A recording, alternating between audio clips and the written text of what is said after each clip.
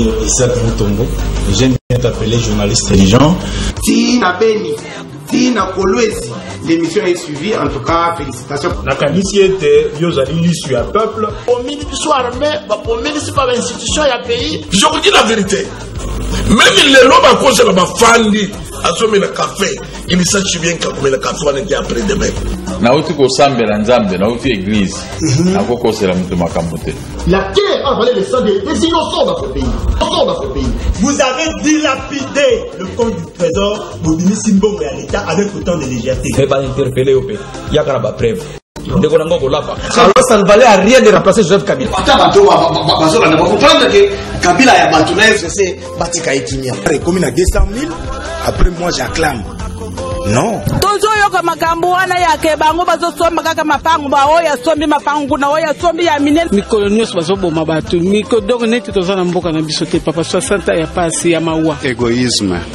Ils ont travaillé pour eux-mêmes, pour leur famille, mais ils n'ont pas travaillé pour le pays. Navengi bino na liberté comme on ngai Alexis. Tovengi bino na commune ya Matete. Konda bilaka ni nene.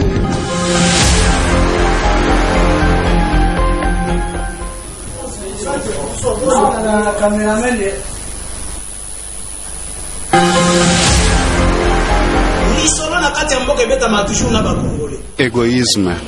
Ils ont travaillé pour eux-mêmes, pour leur famille, mais ils n'ont pas travaillé pour le pays. Navengi bino na liberté comme on ngai Alexis. Tovengi bino na commune ya Matete. Konda bilaka ni nene. Pour leur famille, mais ils n'ont pas travaillé pour le pays. Navengi bino na liberté comme on ngai Alexis. Tovengi bino na commune ya Matete. Konda bilaka ni nene.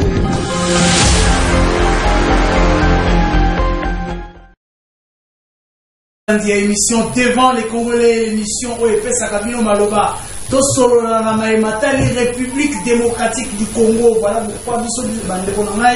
Topona Bongo, Kozwa Masolo et Taïba individu, Tochemo Panzi, to réfléchir sur la République démocratique du Congo, to réfléchir sur les Congolais. Alors, nous allons Bongo Nengenini. Voilà pourquoi la Benge la Rabino, la tête pensante. Ah, la plateau, on a été tout à Masolo et Ango, on a banani oyo tokozala na bango na plateau mpe nini oyo tokosolola lelo oyo mpona République démocratique du Congo ya liboso tokobeta masolo ya maimatali badéputé nationaux nini oyo baproduire biso ane oyo en terme ya baloi est-ce que baloi wana ekei bongo na avantage ya population to te tokomeka kobeta masolo yango nsima na yango tokobeta masolo ya jeunesse chômage toza kolela chômage kasi ba jeune congolais bazali ko bundana bazali pe ko créer moi ba entreprise comment est-ce que tozali ko soutenir l'entrepreneuriat ya ba jeune bande ko ngai to kobeta siko masolo ya mona banani ya liboso tozali na ye sur notre plateau zali bongo ndeko Sele Bakamana akimi moi plateau mikolebele ndeko Sele Bakamana un jeune entrepreneur congolais ndeko Sele Mbote mwana mboka Isaac Mutombo akimi plateau mikolebele ndeko Sele makambo ezebele tozobunda ndeko Tozali. Ouais. Voilà, ndeko na biso ya mibale ezali bongo ndeko Jonathan wana ezali na ngambo ya Lamuka ndeko Jonathan mbote nayo. Mbote ndeko Isaac mbote na bakongomani bazili bakoko redaction na poko alelo. Mbote pe na baimboka tukosona bango ekolo liboso ya bilobeli ya devant les Congolais. Maintenant mingi na yo pour l'invitation yo pessimis. Voilà, ndeko na biso ya misato sur notre plateau. Il s'agit bien bobenga ka bien Molakisi. Azali wana kimi pe moi mikolebele na plateau. Atako nazaki informé te matanga ezalaki ndeko Molakisi mbote nayo. Mbote ndeko Isaac mbote na ba combattant bonso mbote na ba kongomani bonso. Mote pe na bandeko to ina bamona kati tando ke pona ko ya magambo itali kaka res publica ou Italie la République démocratique du Congo siko to bagaete à part Congo to na mboka moso bukindite sengeli ko bimisa vraiment énergie makasi pour être mboka oyo etelema na lolenge isengi. Très bien, voilà, ndeko na biso, ya mine ina plateau na biso, il s'agit d'un habitué actuel ya plateau na biso, to mesa na mingi mikolo, ezali bongo ndeko Flori ya UDPS, ndeko Flori mbote na. Mbote ndeko Isaac, mbote na wakongomani, nisira soa na biso, mbote na wandeko na plateau, mbote particulièrement na mkonza mboka Félix Antoine Tshisekedi Tshilombo, loka to legana na plateau, te fallait ko legana na plateau, mpona kotombela effectue mandat na ye na CRC auti kozwa ngwende omikolo oyo tai koleka na ndeko Sassou Nguesso apesaki ye ngwende. Je crois que succès oyo asali na Union africaine tobandika kosala passage na ye na Union africaine ezali bongo succès ebele eza na impact makasi epuis na CACP toyebi ya kosala mosala malamu me naye koyebisa bakongomani te kongo ezaka ya Kinshasa te ndeko Isaac bayebisi ngai epai bana lola bandeko Flori kozanga te kotangaka gouverneur oyo azali koaccompagne vision mokonzi ya mboka, gouverneur oyo acomprendre le peuple d'abord, le gouverneur Fifi Masuka. On nous soutenir peut-être dans l'union sacrée. Non, bien évidemment, parce que au début que 34 avenues asphaltées na Lola, ils avaient facilité plus de 50 000 poteaux pour l'électrification il y a secteur, c'est bachaki na munusu ezalikoya et puis azong si ba syndicat na entreprise minière au Japon parce que faut voir que l'entreprise a une ba syndicat et le oyo bana Lola bana ba travailler sur za Lola bazali ko sepela na Fifi Masuka balobi yende sengelaki et je crois que ça et puis ce qui est plus important à côté ici vision mokonzamboka pe bana lola ba meli mokonzamboka. Très bien, merci beaucoup. Je crois que Robeta pena masolo na mikolo ezali koya na we tellement matali ba province na biso comment est-ce qu'ils allaient ko évoluer ndenge to beta pe ba commune na biso ya Kinshasa par rapport ya gestion na yango na ba bourgmestre. Je crois garder nga kaka ndeko Flori na kobanda na ye kasi liboso ete to banda yango na za na image moko ya moke total nanu kaka wana illustration kaka comment est-ce que ba kongomani ba vota ki bongo na élection en 2018 na se ambula ba voter biso président de la République ba voter biso ba député nationaux ba ndima ko tambola na mai kasi nini o bazali ko produire na assemblée nationale. Voilà pourquoi tozo ko beta masolo lelo parce que congolais a mona capacité ya ko kende ko voter pambate. Merci beaucoup Régie tozongi awa na plateau ndeko Flori. Vous voyez comment les congolais ba kenda ki bongo ko voter députés nationaux na mois na année 2018 lelo oyo tozali na 2022 2021 eleki. Qu'est-ce que vous retenez na musala ya ba parlementaire année oyo? Merci année oyo tu koleka. Oui, merci pour la motuna na banza ke tanto banaki mbula to kenaki na redéfinition à majorité parlementaire na banza ya mo epesi biso gouvernement parce qu'il faut kolobande musala pe ya ba député gouvernement ebimaki gouvernement présenté programme na bango ba député bandimi gouvernement bani musala na banza kezali très important tomoni ba député ndenge mokonzi mboka zoki décision ya état de siège ndenge bazali ko accompagner ngo à chaque fois tant ou délai zali ko sila bazali ko zonga pona ko votaka yango ça montre à suffisance que bazali ko partager vision ya mokonzi mboka tomoni ba député ba sali mibeko mwa mingi mais il faut que ça appelle na ba kongomani te mibeko déjà to kuti mwa mingi parce que législature passée to ya bandeko yo natango wa Joseph Kabila mibeko yaki mwa mingi mibeko ngope batu bayebi yango te pe sale makate et ezalaki peu important ya ko rappeler yango mais awa nazoka ko retenir na 2021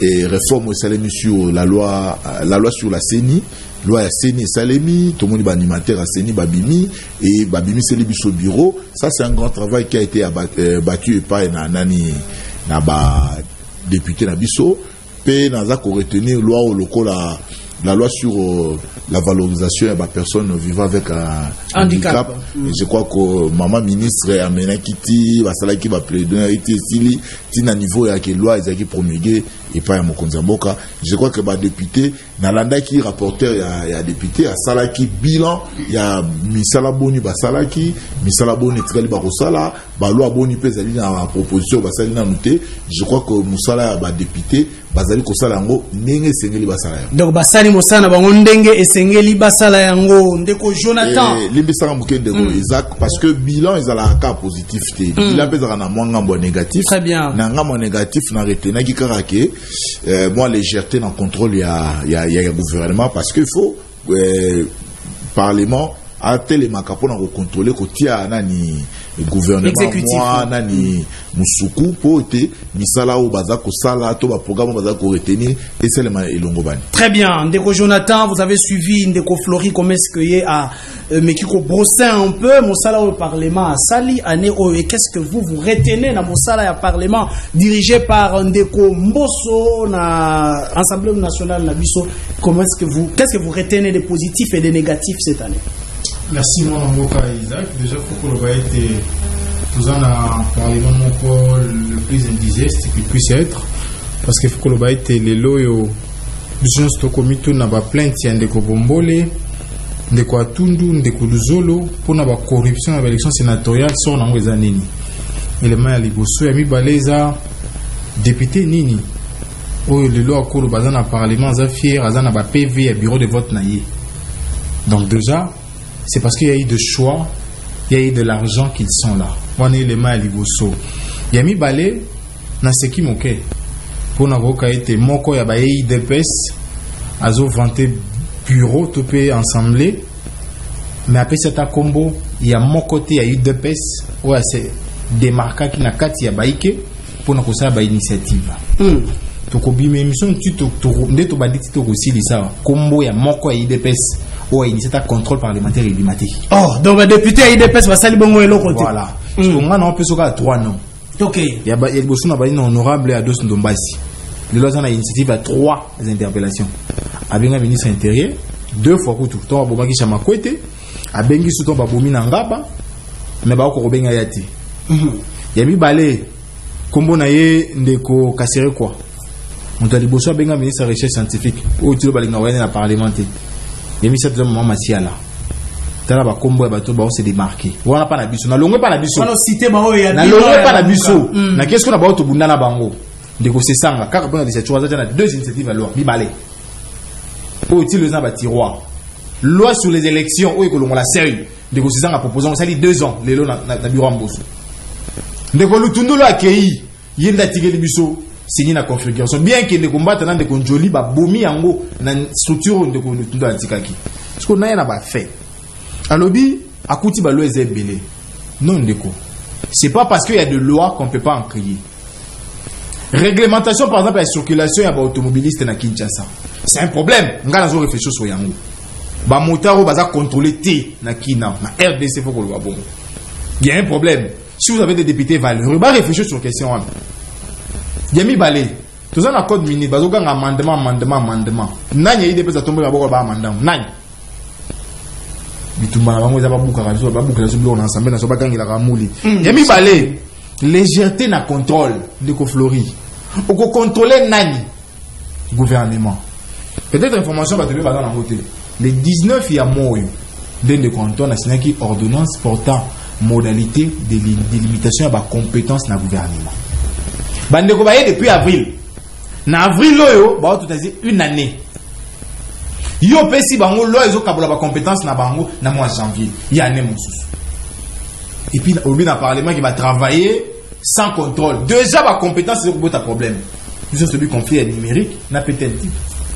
Si ko mboka itambola ndenge ni. Et qui cautionne ça sont nos parlementaires. Tobeti li solo ya Ramao. Au moment de la parlementaire. Ils ont fait 2 recommandations. Au lieu de vous sanctionner. Dans la recommandation, notre ministre habité, tout le monde na DG, tout le monde RAM, tout ce qui n'a pas réseau sous. Tout il y a un téléphone DG. Tout le quoi balongo na DG, ne va contrefaçon civil na DG. Voilà la légèreté de la gouvernance. Très donc, bien. Vous pensez que le Parlement on a les lots. Babini. Ba violer couvre-feu. Ba jubala. Pour bon on ne va pas yango. Babini après élection en Bosso. Ah ba inoto kuta na kuna. La vidéo est allée. Bazu bala député monsieur ya funana wa tamba makongulu aloba yango babuki parlement bagangeli bakonzi nous avons sali yango. Très bien, merci beaucoup ndeko Sele Olandi Komes que bandeko ba sali moi ba brosser un peu bosso etena zo molaki ici. Apparemment le bureau Mbosso eyende ko bloquer l'action parlementaire ndeko alobi était faiblesse ya pouvoir ya parlement o ezali bon ba contrôle ezali ko sala matière nanga mona bino ba entrepreneur est-ce que ba loi est se créer pour être mettre bino à l'aise na mosala o bino bozali ko sala. Merci mona mboka Isaac Mutombo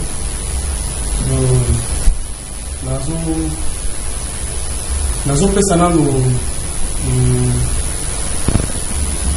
nani parlement na biso ba nazo féliciter en bango na musala bazo sala musala nini ndeko parce que ndenge bango bayaki wana eza na misala bango pe bakutaki parce que le bureau Mbosso n'a pas commencé depuis ya mandat oyo bango bayi kokuta donc bakutaki il y avait des lois il y avait makambo de ces ala ki wana il faut pas régler dans la situation là ce qui est souki de yango kolobate que ce qui tolobi que ndenge zana il n'y a pas de loi bango bazo créer il n'y a pas de recommandation il n'y a pas de makambo za kuna te ba député ba vandi bazo sala musala te on a peut-être un niveau on a pour mona que ça co-diminué par les malades bango c'est irresponsable koloba bongo pourquoi parce que nakoki kozala na proposition moko ya loi moko boye la kei kuna peut-être que non, la session il faut tout régler dans le il y a année passée par exemple, à 2022. Il y a une proposition en 2022, mais il y a encore des cas à traiter où il y a 2021. Donc on laisse d'abord il y a 2021 pour pas bandalangai. C'est ça une question que tu veux se poser mais ma priorité est Aline de Kosele. Priorité par exemple, ça déposer plusieurs fois par interpellation par exemple il y a des urgences par exemple neti makambo ya état de siège na est ya nani ya mboka na biso. Ce que moni yango ezali mikolo so quand on demande directement il faut pas vendre pour batala yango batala pour protéger badani bandeko ya biso bazana na pour nani bitumba et sila. Vous comprenez par rapport à Nani tout qui est Covid-19. Quand tu as des appels comme ça, quand on propose des choses comme ça, que non, urgence est s'imposer, c'est pourquoi on traiter matière. Mais tant on a peut-être évolué par exemple comme la loi Tchani. Pourquoi on a freiné ça jusqu'aujourd'hui? Pourquoi? Parce que les gens ont une urgence. Ils ont priorité. Mais il y a des urgences où ils allaient. Par exemple, c'est le peuple. Par exemple, Makambo ils ont belé au bago traité. Au lieu de dire que non, token de l'obélan Makambo 2023, tout le Makambo élection aussi longtemps que 2023 n'a pas quitté. Il faut total Makambo au tout ça où il y a les lonan aux en urgence. C'est ça que moi je peux dire. Très bien, merci beaucoup de Kosele. Mola Kisi, balobi ba député au Yabino, il y a union sacrée. Bangonde bazali majorité. Avec monsieur Mbosso, comme le rôle à moi si à produire car ça c'est consommer mon solo à l'état. Merci Ndego Isaac, Seigneur était tout sur ma moquette na katia la tona. OK. Qui m'a gambo bimanangambo ya maître Jonathan ya Goluba était ba député na biso ba kune belé ba proposer à ta loi Mogote. Minasi Ndego Florita on peut que malba me expliquer moi moquette total sur le point positif et sur le point négatif par rapport à la réalité autour de vivre. Mais quand on dit ça moqué ko tunaye, ce qui a Goluba bongo o yetali 2021. Mais moto ya soutena ga fayu wana daga député yo yebie. Faut le tika ko proposer à ta loi Mogote. Ou échanger magamna gata moko. Toza yepe soka bimisel bisoka eloko moko fayulu. O loi moko fayulu asana gata mboka o biso to bimitoke. Loko la loi. Donc, tant que tu as makambo, tu as sa force, il y a pessimisme était au sommet de l'opposition. Que nous sommes au boya. Tu as un souper, tu as un souper, tu as un ndima. N'engende kwa uti goloba, bandeko bakota kiwana, bakuta ki ba problème yiki. Problème là qui est belé, c'est là qui est komeka kotala pour laver. Et puis, loi li goloba te que loi la gate que le école moko ba etokei, ba tunyo motuna yo répondre après pas lobi aujourd'hui. Non, loi ko pesa mo pe pas le pe ba boy. C'est normal. Tout par rapport à Madame Toko Sala, mais la loi déjà, oh, ils qui est belé dans quatre assemblées, ils qui est belé, c'est qu'ils qui va mettre en vigueur. Donc, on a moins de pour mise en application. La loi, ils allaient belé. Mais, tout par rapport à la réalité, n'engage tout jouer qui parle le Parlement pour éco-malero, éco-manangambo, il y a union sacrée. Là, si vous avez la réalité, les cas qui a. La réalité belé. Tout ça qui bossona batouo badaki ko diriger le parlement pendant plusieurs temps au bamba négocier le roi batouga ba mabunda bazaki wana mabunda zaki moto FCC rébité so zoeba mabunda bato belé bazaki FCC la na majorité bien que to sala ki to benga ki coalition bangi na majorité mais biso ko bandana bango to ko tsika na inani wana boko juger nyonso nini na bango to sala ki 2 ans na bango na si ozoeba makambo to zaki nyonso to totaliser le roi 3 ans mais ezaki na ngamora biso be moins difficile pour la commettre la loi mosusu par rapport à nini tozaki na minoritaire et c'est bande ko baiba le lot aujourd'hui makambo ya union sacrée nene de bauti ko ba makambo ya loi ya personne vivant avec handicap c'est une bonne loi et la loi malamu ba sali pour na ko sunga bato ba loi la ga te de o bino ko proposer o bino ba yebo bato ba sengisi bo nene uti ko ba makambo ya ados nombasa o sa ba bilo ko wana ba lo ba populisme ba mfambo obenga ba lo moko le kago mais populisme na pas aligné bana ya Congo de la protéger bango na lobi boy akopesa ba loi c'est bien mais si go to la ba loi wana ninge ko lekela baza minoritaire et vous allez moins difficile pour nous. Ah donc vous avez bloqué loi minorité. On parle de la réalité. Ce qui est important dans la vie, on tient compte de la majorité. La même nagate hémicycle voilà. Ceux qui ont proposé loi boza minorité, a okito mata na minorité boza na ngwana et vous avons pas plié. Très bien. Le bloc mongo pona ola tiba tuke peuple na simaronga na proposé loi boime to sala makam o ya malamu wego iko sunga. Ba loi ezale belé pour peuple au monde même na bamboka libanda, ba loi ezala ke belé mais ba loi met nagata mboka awa. Et bien là ba loi ba tiango na application. Le problème est que se poser la professe à mon bec côté kasi. Oui, puis que bakambo ya gratuité d'enseignement biso et seulement moi za kana ta constitution. Tu okutango. Mais tout luki que to tiango. Biso ba to tiango. Tout luka mise en application. Et ça qui de loi existaga. Mais ça qui na mise en application de to tiango. Donc on appelle ça soit félicité. Très bien mon laki. Rapidement chité pour tous les. Na koloba boye pour alikambo uti ko tunanga roko motu nanga na traiter ngoro la faillite sociétale. Na ngambo ya ba député pe na ngambo na biso ba etoina kati ya société lokola électeur na eli biso ba eli to ko eba pe rôle na biso te ba député pe mususu ba ko eba rôle na bangoti pona ni na lobi bongo exemple to ebi ke mosala ya député ezaka ko contrôler ko légiférer ko proposer ba loi mais ko tala ete député azakuna musalo ya osala ko ke na ofelina ngana kondana ka biloko ana mettre ko ke na ofelina ko pesa ba donc oui c'est bien ko ke ndebo vani na kata lopango na moni be pas population est belé na kondana ka biloko wana nyonso donc o esengeli ko sala na biso ba o tozali ba électeur to vota batuana esengeli ete tangu to kendaka na ba portail na bango ko vanda esengela ka ete to yebisa bango makanisi o tozana ngo ko yebisa bango musala o to tinda soki to sangani 100,000 to kena ndako ya député moko to yebi tango to sangani wana oli apesa biso ba mbongo ya transport apesa biso mbongo to yiko ke omela masanga to yebisa ena yo tango yaka libozo la kisaka biso projet na yo et ko sala boy oko proposer biso loi ya boy mais tala leo to ko momono na makambu ya mabulu ok okundi libulu oui c'est bien oko assister pas tout mais en réalité musala wana ya wana très bien to tinda yo vous allez na capacité ya ko sanctionner yo parce que ozoko ka ko proposer loi merci Molakisi ndeko Flori bozali parti moko socialiste. Quelles doivent être les priorités à pouvoir na bino lorsque vous êtes majoritaire na kati Assemblée nationale? Est-ce que ça dit qu'on proposer ba loi ou ezali ko kende ko favoriser social et à peuple?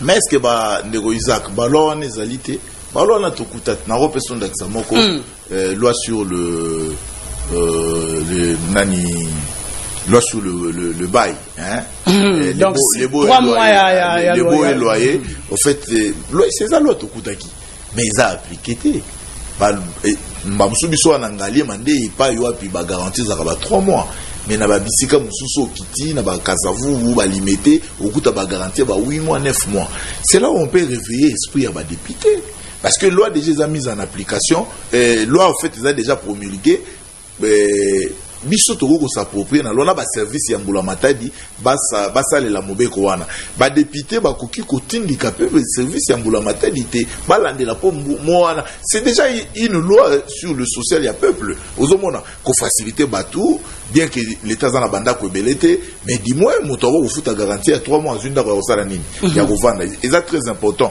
so ko une loi sur en fait valorisation wana ya ba personnes vivant avec handicap ça dit ba pesi bango mo esika na société moi ici dans la société pour nous collaborer makambutu biso boko sala makambutu gouvernement ko sala il faut tenir compte na participation ya batuana na kati ya nani ya ba institution mboka ça c'est un élément important mais na yeko bisande ko Jonathan pour la bina tanga mutu moko mutu ne tanga melaki ngai makambu assemblée nationale esali ya on va de manière générale mais na nina biso le professeur Tony Mwaba avant qu'on dans parlement avant qu'on dans gouvernement il a laissé 5 propositions de loi 5 propositions de loi. Et Nabanzako, Sokotali, rapport au rapporteur et Assemblée nationale, il a énuméré. Tozoloba clair, je crois que tu as rencontré lorsque Tozoloba, c'est que nous attendons de ces parlements, les alliés contrôle parlementaire. Parce qu'il faut que ça n'a pas humanité. Parlement, tout député, bakana misala mibale.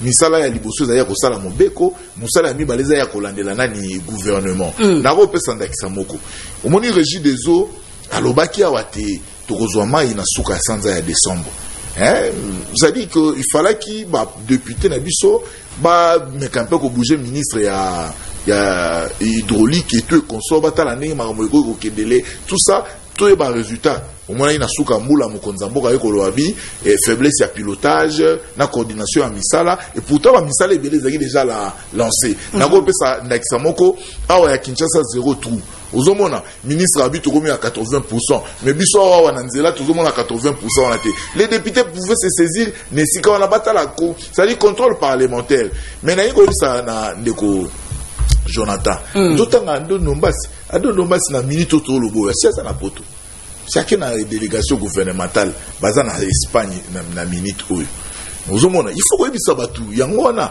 accueillir kuna accueillir na continue aki kosala ni boyebisa nga de mais ali ko empêcher quand même mosala na mais bino ko empêcher bango ba contrôler yango wana te bino ko empêcher bango ba contrôler yango wana te makambo wana ya sala bi makambo misolo makambo kotanga pe azolo ba ke ba député kanyaka ba député tout et consort mais yebisa ngai soki baninga mususu yo zotanga bango te oyo tanga ba dodo basi c'est pour dire que bango bazali ndenge nini te wana mambo lukuta po zoki pe Jeep Palisade ça zoaki kasero bazoka Jeep te ça zoaki mama ozo kotanga zoki Jeep te bango so bazoaki na banza te ndeko Isaac ngapo na ngai mboko eza na mibeko ebele na biso ke mibeko ebele misusu na pe kutu to ba to yebi yango pété mais nazali kosenga na ba député tant au lobelaki question na lobaki beaucoup plus tout monde sans soin et contrôle parce que mboko surtout le problème est dans la création te ba loi la loi to ko vanega ndenge Jonathan zolo ba loi sur ba circulation ba moto on peut bien le faire ba loi wana na lobi na législature o ya Kabila et si kaka na yibisa ka lobi ba to Kabila reçu législature et produire ba loi lokola ya Kabila ezaliti ba produire ba loi ebele o bango moko bazali ko nyata bazali ko salela te mais je crois que papa Mbosso Banda a continué équipe na Mobimba na ba député à Touroyo et ils ont présenté leur bilan baza autour il y a quelques propositions ba loi oyo na nous ba discuter na parlementaire ba ozonga na session autour Banda bazali na ba loi oyo de ba voter na yo lo bana yo que et loko s'appelle ici biso na mbulu na parlement ezali bureau ya seni ça c'était la loi phare parce que ça biloko zo so ba to bazali kozela c'était la loi phare ba pesi biso bureau ya seni il faut qu'on féliciter parlement oyo. Merci beaucoup Ndeko Jonathan, je crois que vous avez suivi comment est-ce que bandeko balobi ete na mboka oyo likambo ya mobeko ezali tekete ba créer yango parlement na biso sengeli nde ça la ba contrôle soki kelelo bazali ko pécher ezali parce qu'il n'y a pas de contrôle l'exécutif et ko sala mosala sans contrôle. Et puis balobi ete Martin Fayulu a proposé te bino boza ko tindika bango ba sala ba proposition de loi ya proposé ni le katoke. Merci mon avocat Isaac. J'aime être concret et réaliste. Il y a des bosses na éclairé de conflori peut-être dans l'information t à deux domba c'est Longwe Kinshasa na ordre de mission à l'Assemblée nationale. On a fait ça en gros. On a mis quatre députés de la Kekina. On a fait ça en délégation à gouvernement de la Premier ministre. Il y a mis balai na olingate pour que le roi bateau va venir dans la Kadiocha. Dans le président du parti politique pour l'amour du Congo, ils ont montré un parti phare à la Mouka. Député mon côté à la Mouka Zujib. Mon côté, je l'ai dit ici. Donc, Baboy Palissade. Mon côté. Et ça la suppléante, il y a au nord le président de la République, Martin Fayulu m'a dit mototé à Zui. Florine ne te comporte pas comme c'est là. Il y a mis balai ou baki sur le bin de Cotonou, moi bâti 5 propositions de loi. Lokuta, c'est du mensonge que tu véhicules ici. Attentat qui n'a initiative n'a eu la loi sur le numérique, je crois. Puis tout le monde a tolé et créé kaka la député. Même si vous avez une copie conforme, si vous avez une kaka wananan. Tobo ito ke musika. Et à l'objet du solo, il y a bureau Mbosso et Seni. Flori, tu oublies vite. Bureau Mbosso wana. Et quand ici, moto azala qui est li. Na liste de regroupement politique, moi on a compte à société civile. Et puis comment on est? Dis-moi là. Ba voter na Kinshasa na Barumbu.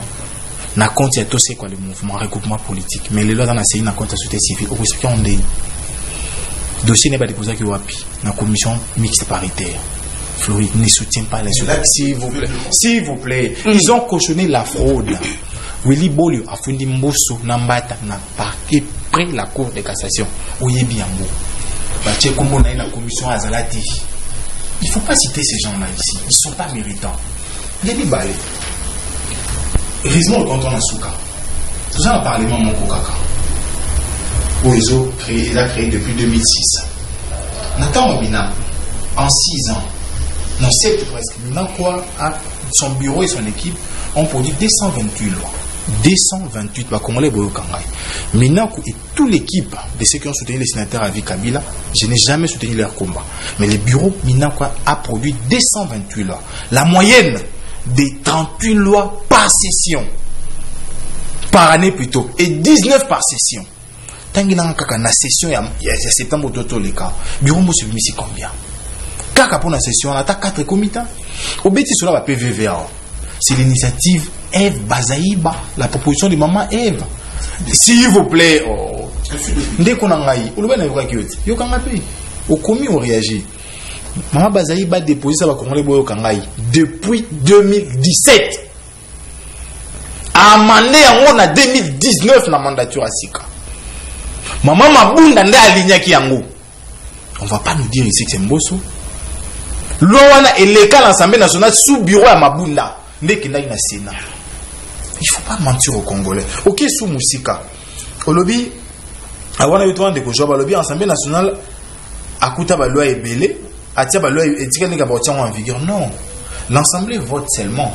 Les deux principales missions de députés, c'est légiférer et contrôler. Là, on a un problème de Konangaï. À 10% public et Koufit. Le secrétaire général, on a 2 ans à comme AI. Député Nini, à tomber de ma boca bengaba.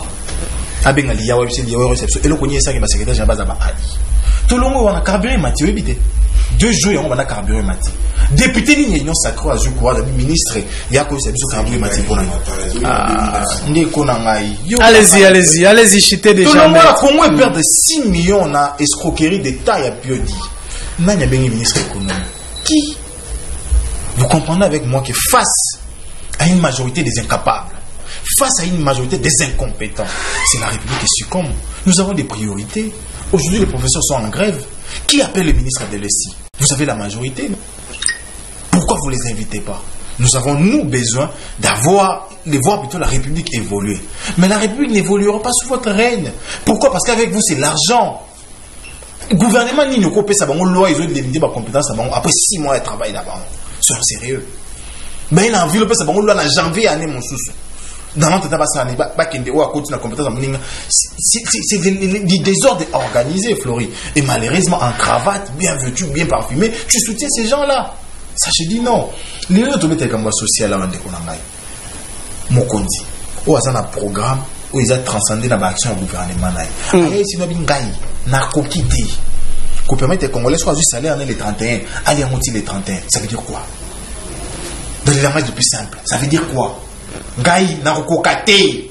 Parce qu'il a quoi? Il a les moyens de l'État. Il a les ministres à sa charge. Mais bah coquité bah monion ce que nous allons souligner. Pour nous clore dessus l'Assemblée nationale. Chité. Dans l'Assemblée nationale, dans le Sénat, non consacré que la survie d'une majorité acquise sur le pied des billets de banque. Parce que les lots, bah urgence c'est EBD de Konangaï. Florian Petit Tola va prolonger. Est-ce qu'on peut limiter les champs d'action d'un Assemblée nationale ou d'un Parlement par les prorogations? C'est pas sérieux, Florian. C'est pas sérieux. Voilà, merci beaucoup. Ndeko Sélé, aujourd'hui on peut dire à qui la faute si l'Assemblée nationale n'arrive plus à produire. Ndenge za iko produire kala Ndeko Florian lobi yango a avoué a lobi ete soki ba kabiliste ba réussissa ndeko pesa biso mibeko ebele. À qui la faute? Est-ce que ezali bongo na ba député ou ba ko konsa la mosala te? Est-ce que ezali bongo na population azali ko comprendre te ba député wana ya tinda ki ba mpo te bazwa kaka mosolo te kasi sengeli pe basa de la mosala? Merci Ndeko pona mutuna. Faute nazo pesa ngona mu 1 na population, de 2 aux députés.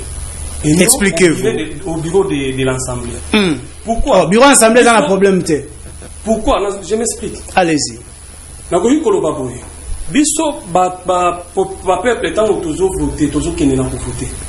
Il faut pendant campagne yona pour mboka na biso des fois faut comprendre makambo moko boye. Campagne na oya biso awa exemple ba repese biso ba polo, ba pese biso ba mbongo pona pour voter. Mais il faut comprendre que campagne yona na ba mboka misusu bango basala ka ndenge nini. Campagne ezate ke kopesa ba bambongo non campagne ezate atango yé au vendisi ba to expliquer bango soki lelo na za député na kosala ndenge nini. Donc na côté on a il faut na lo ba que député faut aye ba musala na ye au peuple atinda na l'Assemblée. Et puis le problème, il y a proposer loi.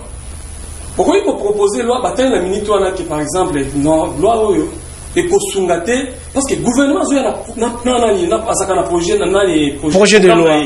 Gouvernement ça na programme na l'Assemblée que nous bon dans la ndenge zaboué. Na 2 ans peut-être toujours que nous bien année 2022 dans la urgence tozana. Il faut tout ça laboyer. Par exemple, social et peuple, makambo etali transport, makambo etali maïf, makambo etali courant, makambo etali ayé nango à proposer né au monde à député babini OK, to se bien la programme oyé nango. Et cause la sous passi aussi longtemps que le gouvernement est en train de travailler pour que réalisation y a programme naïe et ça l'accomplit. Et puis batika susuna no ba kende ko miko tsa susuna makambo moko boy. C'est pourquoi on a des fois ko ya proposer tout le matin que va proposer. C'est que on a tina Assemblée nationale les alités. Va proposer Nicolonio parce que ce qui est Jonathan Zolo balelo peut-être que va proposer des A4 boy. Est-ce qu'il a de preuves? Il faut qu'il y ait kende ko na bureau assemblée à Tuna. Par exemple que session est tout collé en septembre. Il y a eu combien de propositions de loi? C'est à ce moment-là qu'il peut venir avec des preuves que non, na kenda ki kuna tala wa ebisa ki ngai boye au lieu to beta monoko a. Ce qui na nazo na mukena wa kamazolo ba ya. Allez-y. Ce qui a lobby que député moko o ya boyo dit o ba pesi wana palissade, on a koloba peut-être il doit vérifier ces informations. Il faut attendre bien. Pourquoi? Parce que le député qui vient de citer ici, on a nazo Ados Ndombasi. Ah oui, o lobby. Dit naye ba pesi en une semaine après et ça l'accident. Moi j'habite de ce côté. Et puis pour son information, même son président, parce que a un député national, comme il n'a pas l'État, c'est pourquoi il a suppléant à Tchekuna. Bangotu, Bazanango. Déjà il est cas, Bangotu, le 510 pays qui pape ça dans Bangotu. Oh naza FCC, oh naza la Mouka, oh naza Union Sacrée, bangotu, bazo ba diploana ba bombi na bango. Très bien, merci. Merci beaucoup. Merci beaucoup. Molakisi. Voilà, Molakisi. La grande question, ezali ya koyebi. Bo souhaite na kota na matali population. Na fongola téléphone, na changola na mode avion. E fanda na bwe na ko fongola. Na fongoli pona ya mbabino, bino pe boloba. Na yebisa kabino ete bino bozaka ba invité na ngai ya liboso pe ya mikolo nyonso. Na kofongola téléphone po etena ya mbabino to solola oya bino bomoni ya malamu ezalini ya mabe ezali wapi opesa vie na yo congolais prendre des priorités. Molakisi, est-ce qu'aujourd'hui on peut dire que lolenge na bino ya ko changer majorité kolongola yango na maboko c'est ko changer yango na katikati ya mandat nde sali ete makambo ko tambola te na kati ya Assemblée nationale? Merci ndeko Isaac. Babaka boyena ba chinois ya bo solo vraiment babaka ete mabena moto bobanda. Moni ndeko banda yibiso biete ba député na bino ata moko kuna te ba proposer loi. Nasi ba meji ko expliquer moi moké. Mais na zongisa ki na lobiete soki pas dans la loi moko fayu à sala. O ezala ki na profit à population apesa betani mo mo. 2 secondes na yo. Ko ba boye ndeko ngai aye ko soutenir les lois lobi boye qui a félicité bureau à Aubin Minaku. Voter plus ou moins ce qui 228 lois. Oui, c'est bien. Mais si on va au monde, vaut mieux avoir une seule chose bien gérée que d'avoir beaucoup de choses mal gérées. Loi, on de la loi, pour comme la loi, et c'est que même peuple à sentir un mot, à comprendre que la loi est allée pour un profit n'angaï. Toko la tête ba loi belé bo sali pour makambo na bino ya kobomba mopanzi kuna ebele ko importance na ko na peuple ya gini na uti ko baka na lobi boyi loi o ya makambo ya gratuité d'enseignement ezalaka déjà me bato na bachango na application te babeta oka loi malamu kwesunga peuple mais biso toye omuri ke to binisia l'onde ba uti ko ba makambo ya ba immobilier ya banda c'est une loi qui existe mais batika ngo na défaut. Mais n'est pas que la makambo par rapport à l'état des droits, ce qui est le corruption a un problème dans la barrière de Naï, la makambo Italie si place na Goloba à Golanda Naï, la makambo Italie va garantie locative. À ce moment na o et les gars qui montent au l'état senga. Et comme a été à sali mo bilinga, biso ba ko tonga bozo na simate na mema ke ti kuna na service habitat. Tant que kuna ba contrôler ou pas, na pesa mbongo ya 7 mois. Na ça dit de façon que dans za banda tena zala na kati ya ndako pona kuvanda na ndako. Mais to sola kana isinga robiete to foko sisa kuluka mwemo ko sala ngo pona oluka osala mo anticipatif na ndimaki parce que nazalaki na faiblesse pour toloba lelo au moins dans le malheur la conscience est faible nazalaki faible na ndimaki eloko wana mais ntango tokomi na service kuna bandi kotangele bayebise moni loi oyo basini yango déjà et puis mikolo ndenge toza boetwala makambo etali état de droit donc bambongo oyo zwa papa oyo esengeli ete yosala nini ofuta ozomona eloko tokolobela tozala mpona koencourage baloi te on peut avoir 1500 lois mais sur l'applicabilité égoportele biso nini fumbi tozala ta na loi moko me ezalaka ilo esala malamu ke boye kopropose po balobi kuna omona ke profit nango na population ezali très bien yebaki badepute basali mosala esengelaki basala ntango nalobaki ete tozali na eloko babengaka faillite sociétale po tikelaki nga tate na megai moko na ngai moko moke allez-y rapidement quelques secondes ezali na niveau ya mentalité na biso tozali pauvre biso banso nakoloba ngo par rapport ya bomoto ya kozala congolais yo koyi kondima ete yo vota député wana ovota ayela o projet na ye alobi ete bongai projet na ngai tala bango nga na kokende kosala kuna mpona kosunga bino soit na district na bino mais mutu wana akei kuna akosala ngo te omoni epa azwi palissade azwi mpe ndako alongwe mpe na mais yo olokende na ntongo kobetela ye maboko koyembela ye banzembo nga nakondaka bato mettre sur place wana kubetela ye maboko te pourtant yo omemeli ye baka bongo yeba ke okei ndeti moto akufi na quartier na yo ozwi likambo wana mpa obi nake honorable exemple honorable Flori honorable Flori akoki kosunga mpona kunda mama oui omemeli ye ka wana mais ye peut-être on va dire problème oh Flori a posé na problème moto msha ile mwasi adimi na maternité kuna ba yana ba problème bele tanga ko kende kuna na parlement ye ba ke pona akende ko contrôler bato yo ba bazali na exécutif et ko za difficile parce que tanga ko kende kuna ba ko pesa ile meya tanga ko pesa mbongo ba ko dominer donc au moins moto wana a ko za na difficulté très bien ça magambo bino botindie donc population esengelete azongira na bato wana mapango na bango webisa bango ete biso to mona clarté par rapport à mosalo to tindela na parlement très bien merci beaucoup bandeko na ngai téléphone efongwami natango tota kokota na sujet na biso ya mibale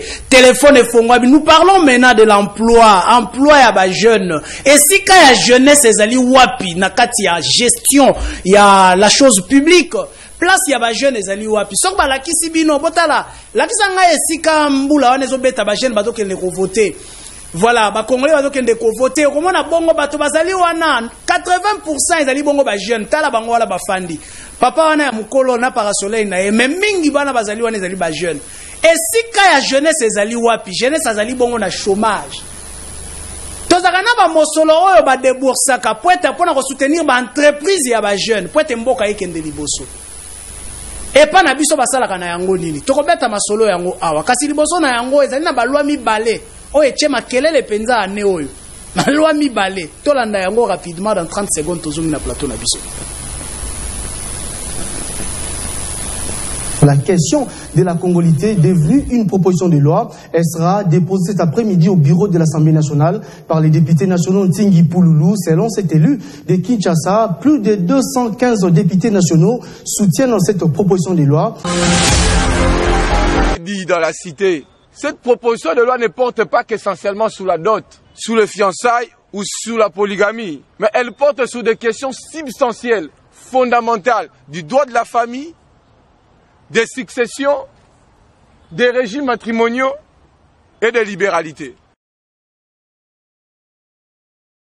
Attends, tu vas dire que Luka Bongo ba loi oyo kosunga population boyoki ane oyo ba loi mibale tche makelele moko sur la nationalité des pères et des mères.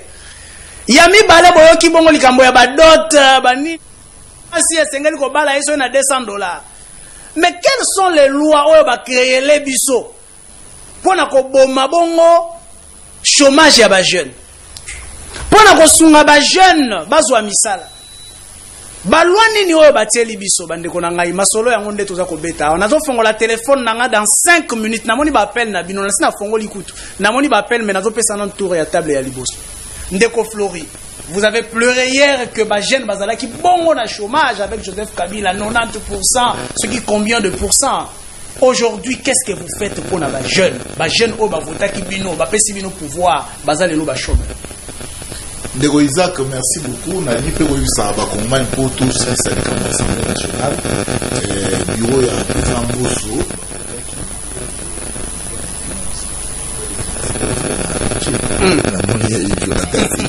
Mais c'est là. Très bien. Non, oh, mais c'est la loi. Ils ont facilité.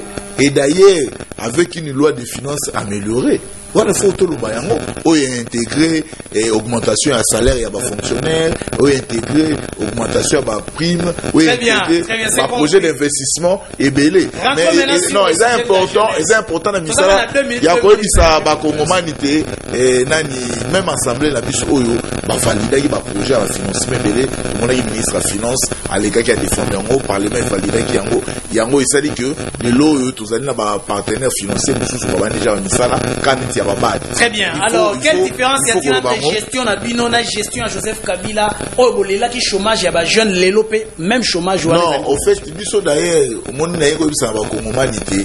Le gouvernement a adopté décret où il y a Agence nationale pour le développement de l'entrepreneuriat au Congo, ANADEC. C'est-à-dire que le moins qui est OPEC, le commissaire ANADEC. C'est-à-dire dans Katiwana, avec les partenaires financiers, la Banque mondiale, qui a à disposition, je crois, c'est 100 millions de dollars pour accompagner les jeunes. Ils ont été au fait recrutés pratiquement 200 pour 4 provinces pilotes. On a mis solo pour que on a appuyer l'entrepreneuriat jeune. Parce que dans l'entrepreneuriat, il faut qu'on rappelle ce que tu entrepreneur, il faut créer même 5-6 emplois. Si on a 200, on parle à 1000-1500 emplois. Ça, c'est un élément très important. Mais il faudra après qu'on signale que malgré le ministre Bongo Kendenaye a signalé qu'il va arrêter Moko, bien que ça ait en violation il y a Mibeko, mais quand le gouvernement y a salé il faut battre un porteur à la matricule. Dans le cas de porteur à la matricule, il y a beaucoup de jeunes. Il y a beaucoup de jeunes parce que l'arrêté Zalagi pour la régularisation de la situation administrative, il y a un agent. C'est-à-dire qu'il va faire matricule. Et ça dit que n'a bateau qui n'était pas au fait en service, kotisa bango comment les agents publics à l'État. Bon mon qui awa dengue VPM yawa bundaki à ce qu'à la fin de l'année qu'on retenir plus de 22 870 jeunes pour l'État soit bango en charge.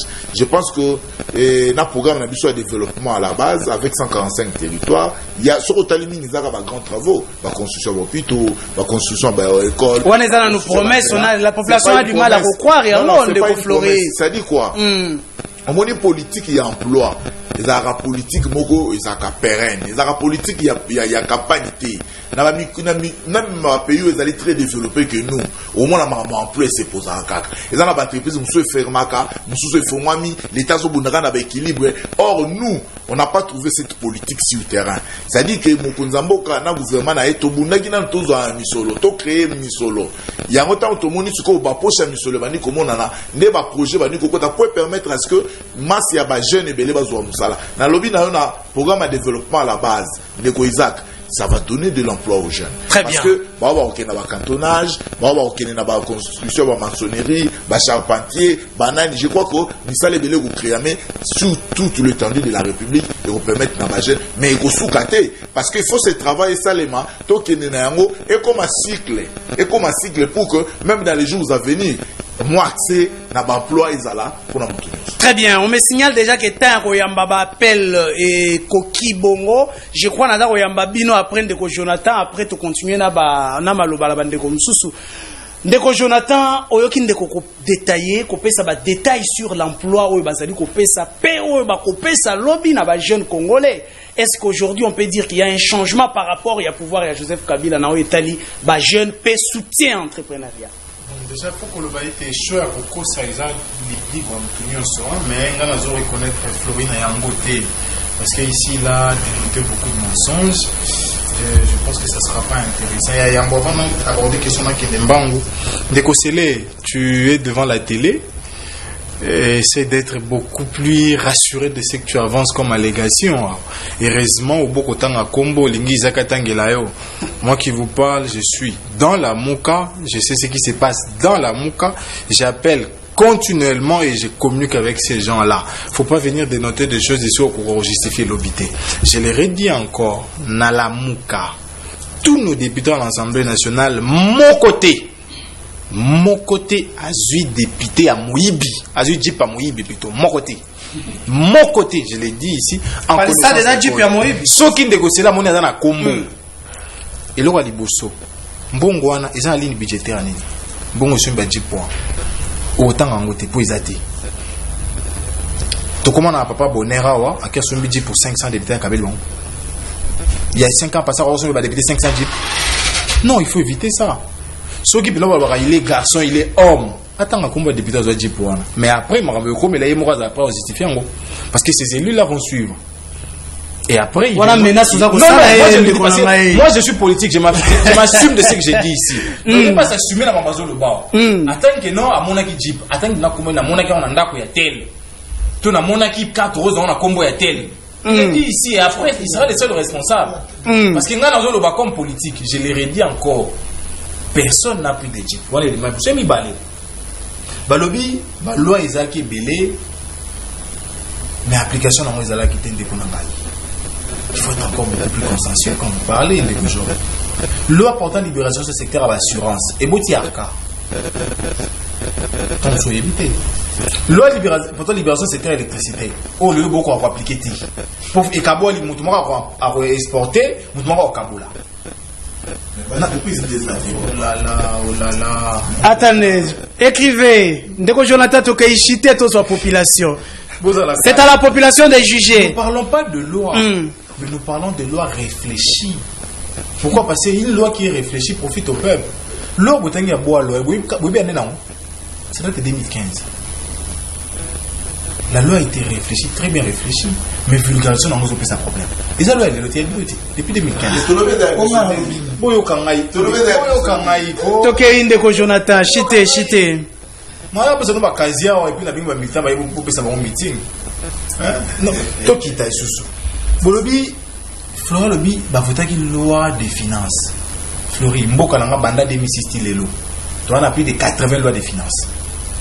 Donc, ils ont obligation constitutionnelle. Voilà, rentrons maintenant. Rentrons au sujet de Kototo. Ceux qui sont beaucoup plus sages. On a un monstre financier pour ça, une loi de réduction des votes à 2019. Le ministre des Finances l'a dit, vous avez pillé la République. Ça, il faut le dire aussi. Obédi solo est un bon à campagne. Comme vous voyez, un bon à campagne. Ligne budgétaire, il y a un projet 145 territoires. Et ça, pour venir dans le budget. C'est déjà le problème. Il y a le projet à 145 territoires, ils ont la loi des finances 2019, 20, 21 ou 22. Donc, quand on est bon, l'autre, on est bon, devine ceux qui ont un bon à campagne, vous avez un bon à rejoindre. Tous les soins qui ont un bon emploi. Très rapidement, on n'avait plus assez de temps. J'attendais qu'il y ait des éléments concrets. Loi des finances, c'est en 2022. Et c'est 0,22%. À peu près 200 millions de dollars avant. Dans 200 millions de dollars, l'entreprise n'est viable pour 200 millions de dollars. Et vous engagez combien de personnes? Soyons sérieux. Mais il faut commencer quand même quelque part, Ndeko Jonathan. Oui. Mais on ne vous dit pas encore des falcons dans le secteur Nini. Une stratégie de plus pour voler. Bon, mais le quoi tout secteur est orienté en côté faciliter que mon quoi il y a le quoi la coordination de la orientation il y a pilotage à projet moi il y a bien accueilli c'est en fait ça le grand problème. Le problème du Congo actuellement c'est une politique rationnelle de gouvernance. Tous en FPA, tous en API. FPA financera combien de personnes? C'est ça le problème. Faut pas tel, vous a recommandé pas tel pour un bon okuna. C'est là il est entrepreneur. Ah il sait combien de dossiers à soumettre à FPA à répondre. Tout bandara wana. Il est là, entrepreneur. Nathan Apeso Takizala, mon ami. Il y a des entrepreneurs qui sont là. Mais projets, est-ce qu'ils côté Robima? Très bien. Négocier rapidement, c'est la question qu'on vous pose. Est-ce que vous êtes à l'aise avec le pouvoir actuel dans le monde de l'entrepreneuriat ou vous avez un projet pour côté, c'est ce qui va être la solution? Merci beaucoup, Nico Isaac. Nous avons la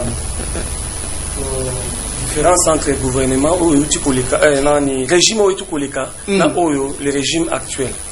Pourquoi? Parce qu'on a fait ici plus de 20 ans que ce qui est la différence, c'est moi je suis dans ce secteur-là, la différence est allée. Il suffit que la jeunesse soit conscience au moment que ma changer. Donc le problème est là, le gouvernement, c'est la jeunesse. C'est la jeunesse. Oh là. Oui. Biso ba jeune. Pourquoi? Parce qu'on passe de temps en venant ici, qu'on défendre les bateaux, mais en soi, qu'est-ce que nous faisons? Le gouvernement, Est-ce que nous, jeunes Congolais, on est vraiment ensemble? Est-ce que tous se mettre ensemble et tous les projets moko qui étaient biso ba jeunes tel boy nous sommes au nombre par exemple de 200 300, nous avons un grand projet, on a mené, on n'a pas financé une interrogation.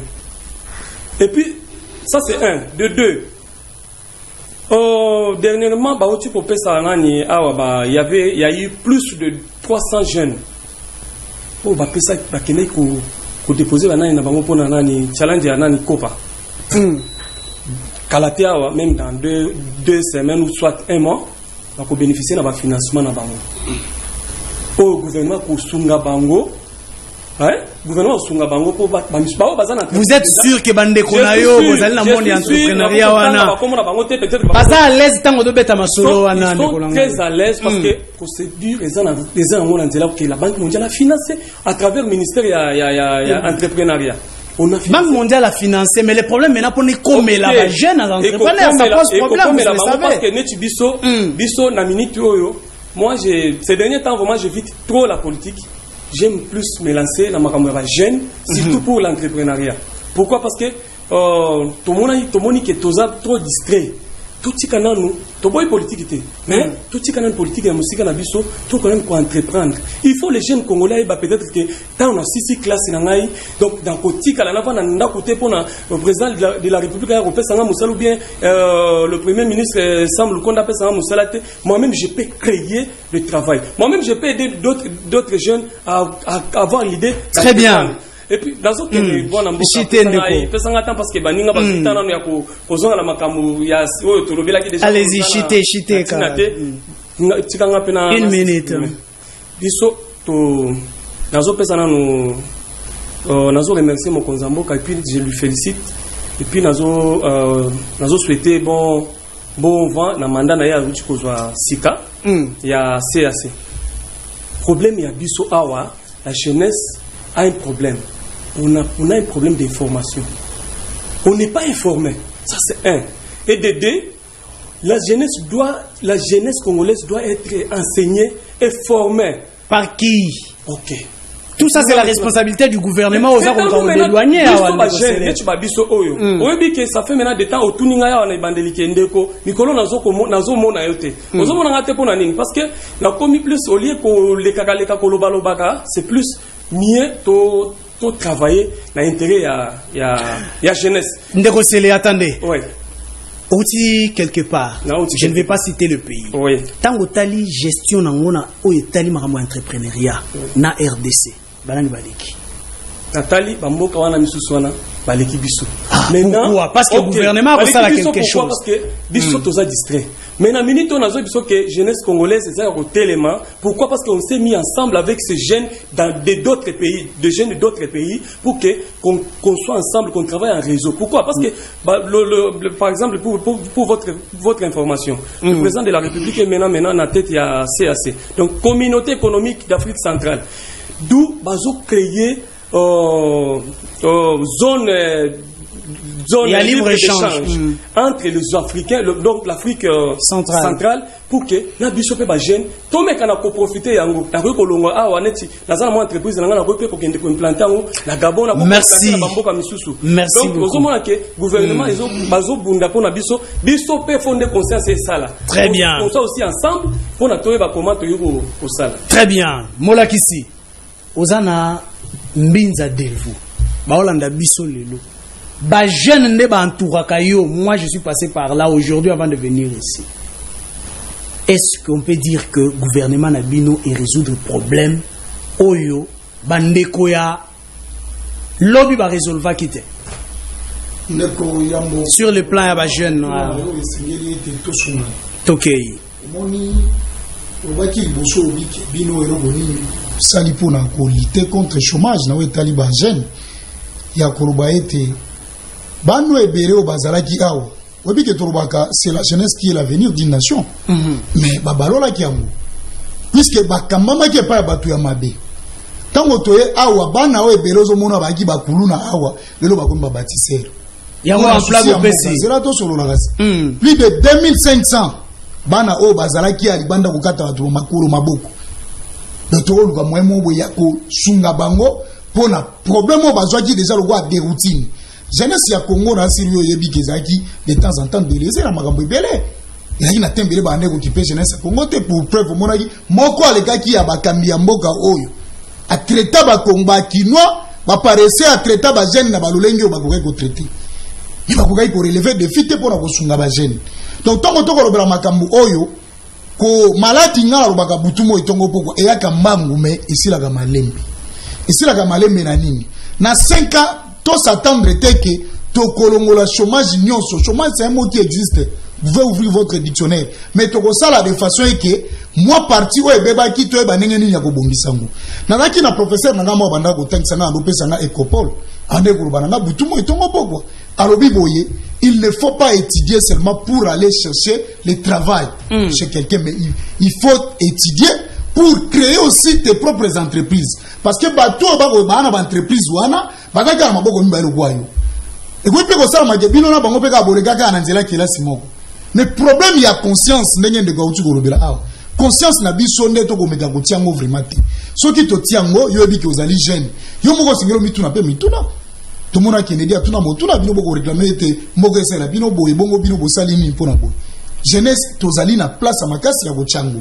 mais problème ezanini tokutaki déjà mboka ezaki na crique mboka ezaki na libulu batu balembisaki déjà jeunesse pour preuve komona moto atangaki temps ebele mais okomprendre na temps moko azwa mosala te batu bakomaki découragé mais tokoluka de façon kasi na kokela baninga ya kala mais tolobaka ba réalité sokolobe nous avons seulement 3 temps nous avons le passé le présent et le futur il faut tenir compte de biloko nyonso tomoni ne yeni batu de babeba ki donc biso lokwa to eboye to ko travailler pour être jeunesse azwa place na ye mais pona kokota mosika na makambo oyo ndeko floria uti koloba awo webi ke lelo na makambo etali par exemple makambo ya ba chômage ninga uti koloba makambo ya professeur liawa uti koloba awo webi ke ezaki liboso rabattement ya ezaki na 15% mais ministre honorable liawa donc bautaki awa toaki na hyper ezaki na 15% lelo comme na 3%.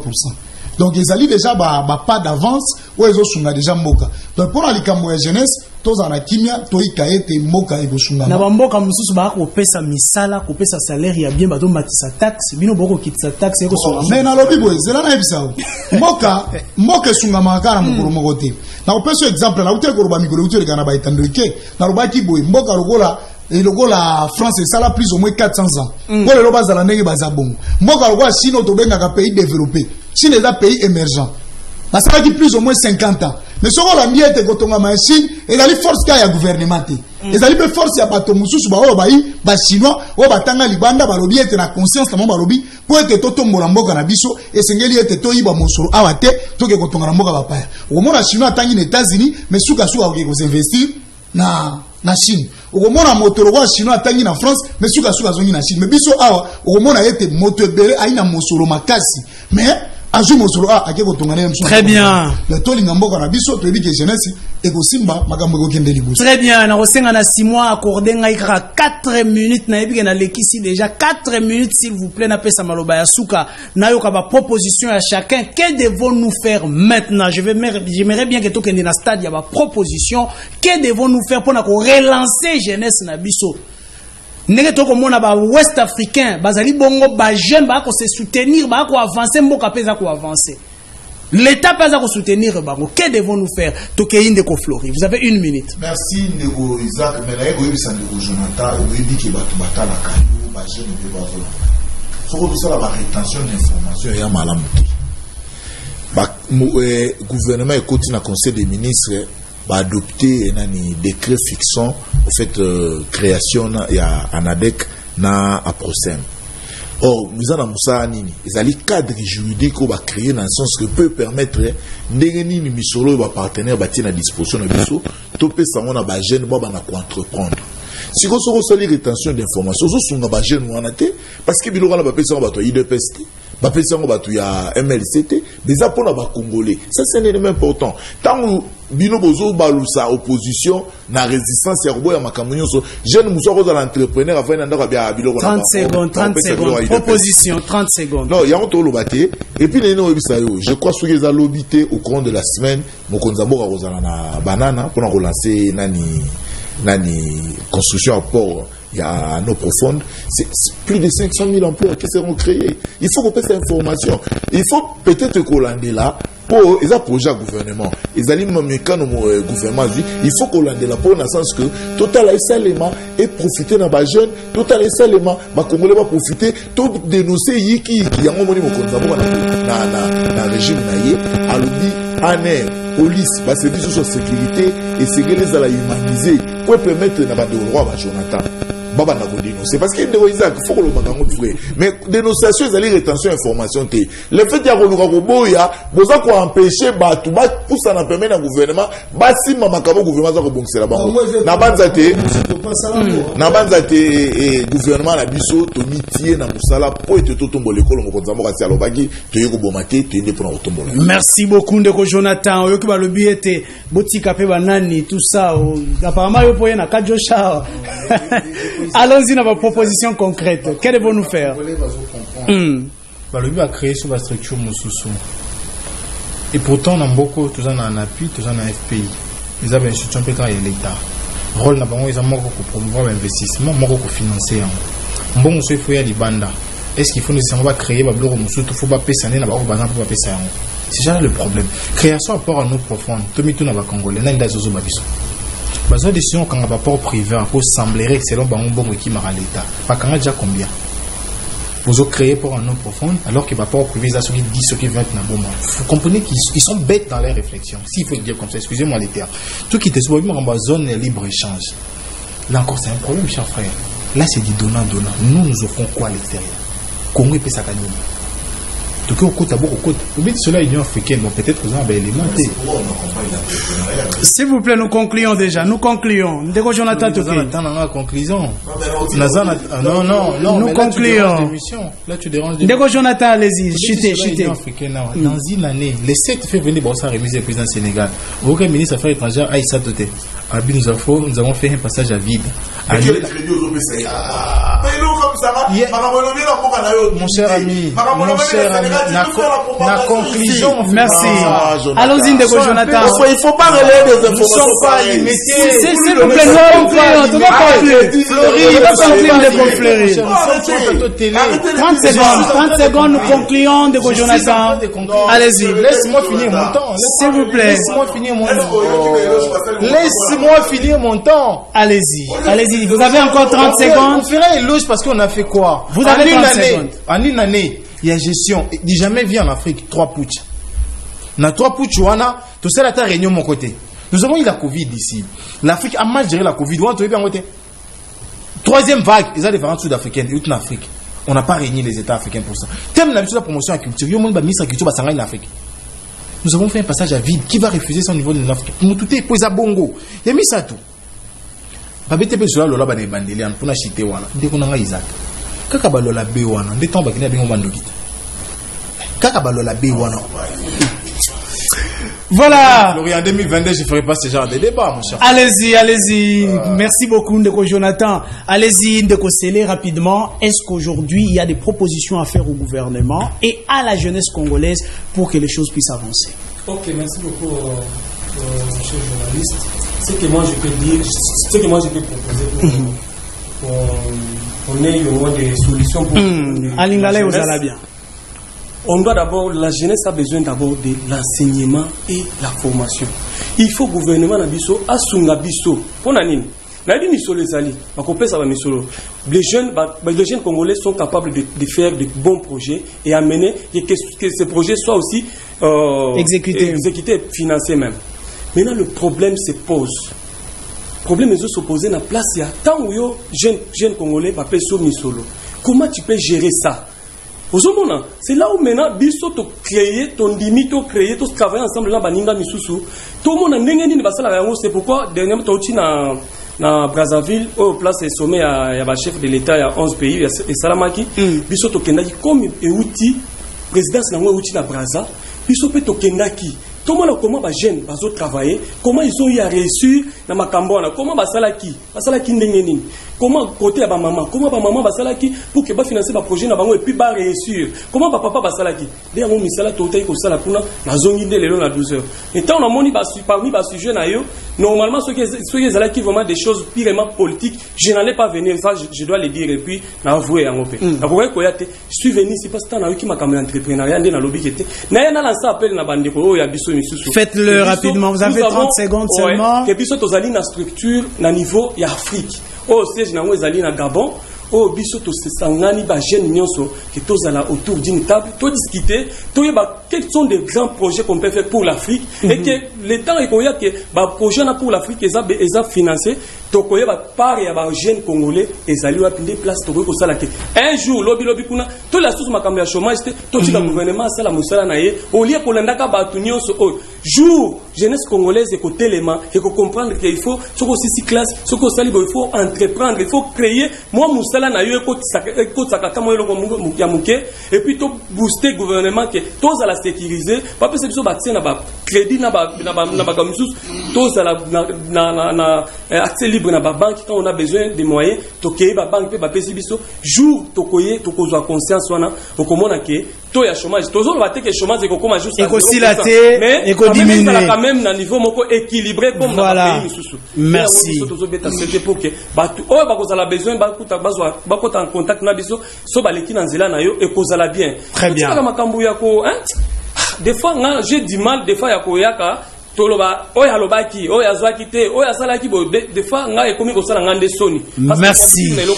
Voilà, Molakisi, vous avez la dernière parole. Proposition, que devons-nous faire pour sauver la jeunesse dans le niveau emploi et entrepreneuriat? Et on va dire la jeunesse, c'est une jeunesse a besoin de conscience parce que la conscience est un acte qui nous renseigne à distinguer ceci est bon et cela est mauvais. Tant que vous avez que vous avez un poste à être au Kenderiboso pour na makamo vous allez nango esengeli vraiment ko appliquer ngo pour être emeka ko bota pe ba free ya malamu. Ya ko ba pe lisu na ba déjà ba ko kambana kati ya ba o etali ba na kati ya exécutif esengeli était to meka vraiment ko cha jeunesse na première position pour être to ba être avenir la Congo ko zalande ba jeune esengeli était to bongama mais na ko rubero ko moko boy pona ko sungama ndeko omoni to ko belela butumo itongo po bo gouvernement pesa biso mbongo pesa biso mosolo mais oyebi ke za kana ba structure za kana ba procédure o ezala kana po être yozwa mbongo na ko pesa mwelo ko mongo ba entreprise ebele ezali ya ba entreprise artisanale na pesa mo exemple ebele ba kimaka leta. Oh, ça c'est des les seigneurs vraiment na megako limbolelo ko wana. Ko mona ba entreprise beleza loko ba boulangerie mususu ezali mo pasi oyo mona boulangerie artisanale ezala ba biloko ba document loko ba FCSM ba identification nationale o mona ba tona ba kimaga. Donc pour ba sunga yo même na ministère ya PME wana ba petite et moyenne entreprise et seigneur était ozala sérieux ozana bikanda o l'État ebi que soki na pesio mosolo moto abokima te moto vraiment zali pe moto a contribuer ka pona ko sunga chômage na kata mboka to sala ka biloko na kukute na obaka butu mo tongo poko omoni ko tonga ndaku na boulevard oyo ya boulevard du 30 juin ezali ndaku ko tonga ngomoko otongo moko elie pe bambongo ebele l'État tiango pe miso okufutela ngo pe mbongo mais ndaku wana pe ko sontiro mbongo ebele mais soko ke ko tonga place moko bo l'État ke ndakate ko tonga ndaku munene moko mona ke et vous avez impact. Donc, on doit vraiment tout ça au sérieux.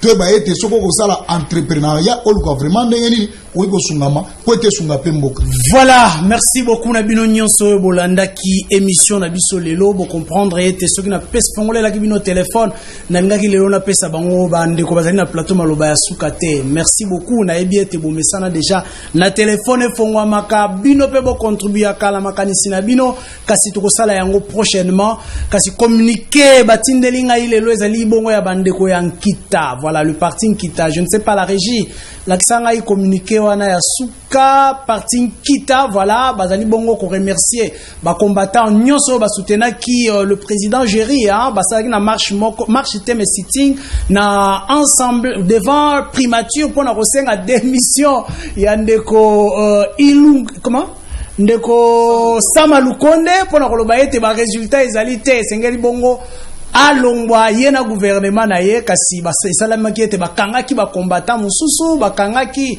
le président Géry d'ailleurs qui était libéré je crois avant-hier. Voilà, qui vous remercie de son côté. Merci beaucoup Nabino Bolanda ki biso sima ya caméra tozalaki bongo na soda. Soda bien aimé Mutombo. Côté à Régis tozalaki na Simon Oyasimba Kikuna. Merci beaucoup Nabino Nyonso et bye.